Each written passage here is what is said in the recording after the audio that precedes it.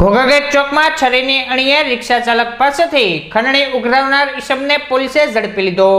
ઘોઘાગેટ વિસ્તારમાં કરણભાઈ ભરતભાઈ પરમાર છેલ્લા ઘણા સમયથી રિક્ષાના ભાડા કરે છે, જેમની પાસે સંજયભાઈ ઉર્ફે ગણિયો દેવરાજભાઈ ગોહિલ વારંવાર અહીંથી રિક્ષા ભાડા કરવા હોય તો મને હપ્તો આપવો પડશે એવી ધમકી આપતા હતા। ત્યારે ફરી એક વખત છરીની અણીએ સંજયભાઈ ઉર્ફે ગણિયો ગોહિલે બળજબરીપૂર્વક કરણભાઈ પરમાર પાસેથી રૂપિયા 2000 પડાવ્યા હોવાની પોલીસ ફરિયાદ નોંધાવાઈ હતી, જે ફરિયાદના આધારે પોલીસે સંજયભાઈ ઉર્ફે ગણિયો ગોહિલને ઝડપી લઈ ધોરણસરની કાર્યવાહી હાથ ધરી હતી।